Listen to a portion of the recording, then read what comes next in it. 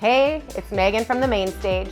I have Allisyn Howard here from Ava Wellness Business Consulting, and we're going to talk about the number one skill that speakers need to learn to increase their results. I hope you're ready.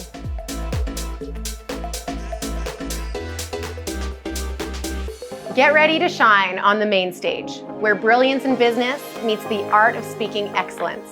I'm Meagan Fettes, your guide on this thrilling experience as we decode the power of influential speaking strategies and personal transformation, illuminating the path towards achieving your full potential as a speaker.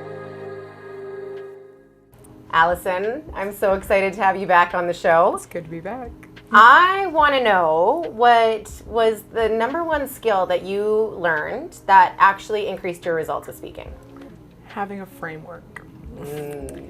And I know you can get really nerdy about this, so trust me, she can. But with that, having a framework, I felt more confident because I knew instead of going up there and going, I have no idea what I'm going to speak about, I'm going to wing it because I'm an expert and I know what I'm trying to say. But there's a difference between knowing what you want to get out of it and knowing that you're going to get the results. Very, very big difference. So having that framework, I thought was going to be like almost like a prison of like, this is exactly what I need to say and I need to memorize it. And I felt like I was going to be in high school again, trying to remember something for chem class. Thank God that wasn't the case. Spending hours memorizing the periodic table? Exactly. Didn't have to do that with a framework. It was great because I knew where I was even when I messed up or even when I got frazzled or whatever the case may be. I knew where I was supposed to be going and that my audience was going to get the results that I wanted. Yeah. Mm-hmm. I utilize the analogy of a river for a framework. Yeah. Where like the river has the banks, like the structures, to make sure that it is flowing in the right direction. And so that's exactly what the framework is for our talk or anything in business ultimately. But when we have that clear framework, it actually allows us to flow a lot more intuitively than if we don't have a framework and we try to just let it flow. Well, you can chart a river, right? That's kind of how I thought about it when we chatted about that, having that framework, because there's the banks, but there's only one me. And there's only one person that's going to have my story, even though my story is not actually that unique. It's still unique enough about how I interpret it. But when you look at a map, you go, okay, the river goes from here to here, and it's going to take me about this long to get from point A to point B. Even if you stop and you hit the structure or you hit the banks or whatever, you still end up getting from point A to point B, and you still go through that journey without it being like, I had to go into robot mode. Yes. Yeah, because it's not about memorizing a talk. In fact, that's one of the biggest things most of my clients ask me is like, oh, do I need to sit down and memorize this? And I would love to hear you speak on this, but one of the biggest things I always say is, rehearse it, but more so that you feel confident in that structure versus verbatim repeating every single word that you wrote down for your talk. Yep. Well, one of the things that we imbued in mine was humor, because when people get to know me on more of a less surface level, a little bit deeper, I'm weird and I've got some humor and it's very dry a lot of the time. So I wanted to make sure that there was still some of that came through. So I made a millennial versus Gen X joke in my talk. And I didn't know how that was going to go, but something that you had encouraged me to do was to be big with my expressions and how I was speaking on stage. And it was great because with that framework, I think I actually changed the joke a bit while I was on stage in the moment, which before would have been really scary. But because I had rehearsed it so often and so much, I was like, okay, I know what I need to say and I know how it's going to be delivered. But if I go bigger with my expressions, this is actually going to be funnier. And the whole place cracked up. And the people who didn't crack up were like, I don't understand why that was funny. And most of them came up to me afterwards to be like, I don't get why that was funny. And I was like, you're my perfect client then, because I need to help you. It's just like, there's a reason why you didn't find this joke about, if your ideal client is a millennial and the only way to get in contact with you is by looking you up in the phone book, that's not going to correlate. Like, that was the funny part. Well, totally. And, we've all had that experience where there's been a speaker or a coach or maybe even like a video where you see like a very well rehearsed joke and it feels awkward. It feels a little bit out of place because it is. Yep. Right? Like, it's not something that is authentic in that moment. And so I love that. Like, you knew the joke kind of layout that you wanted to utilize, but in that moment, you knew how you needed to lay it out in order to create that connection. Yeah, like you can see stand-up comics all the time do the same thing, where the ones that are legitimately funny are the ones that know that framework, but they're playing off of their audience at the same time.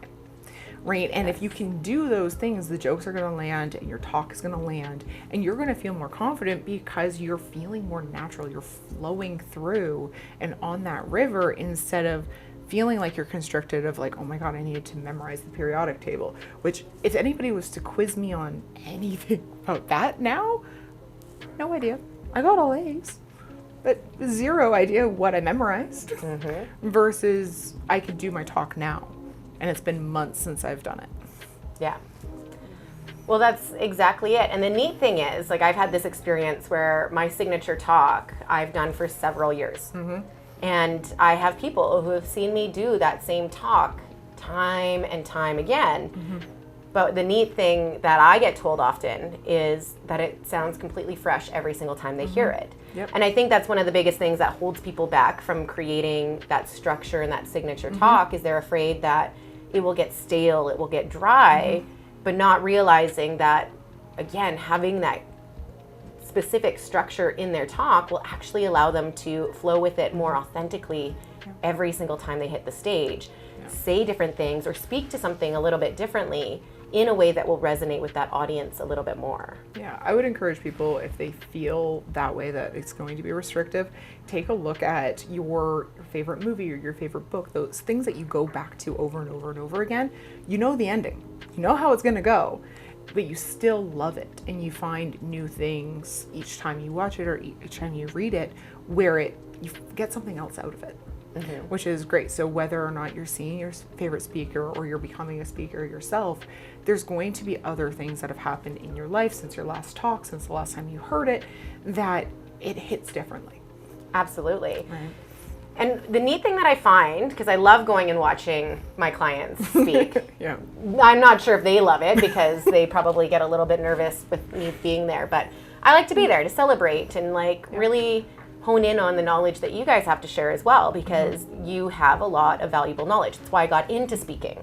I want to help people with the knowledge that you guys have hit the masses and create that impact that you create.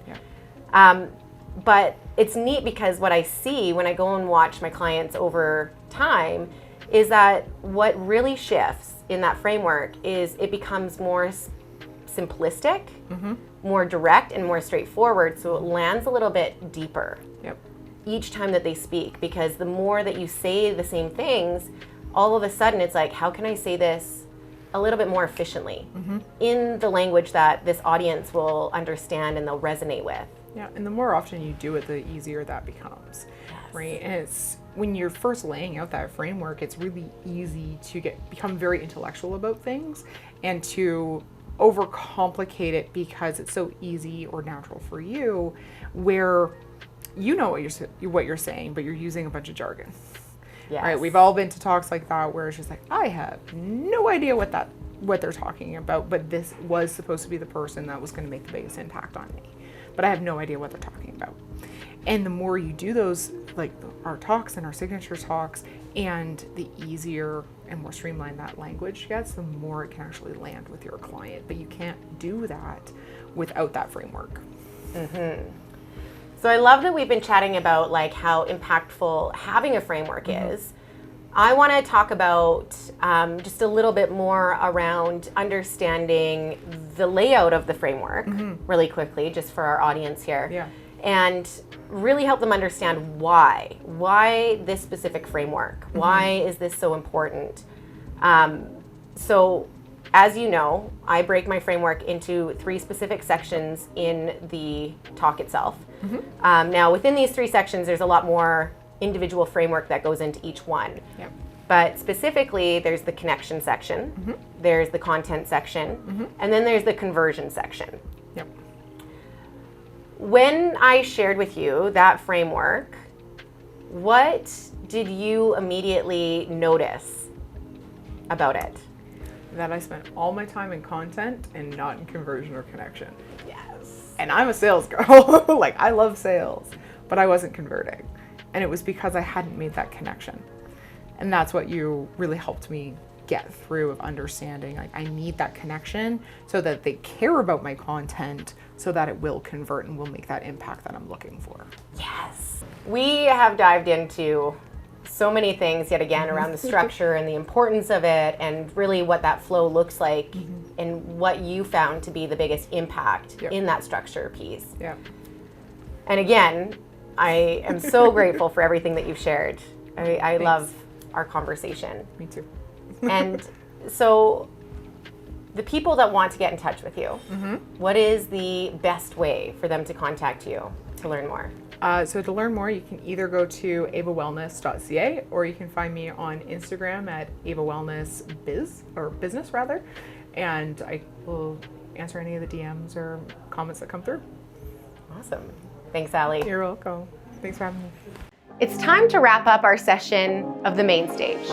I'm Meagan Fettes, reminding you to stay committed to your growth and development. Let the insights gained here fuel your drive for success on the stage. Here's to your success, impacting millions and monetizing your message from the stage.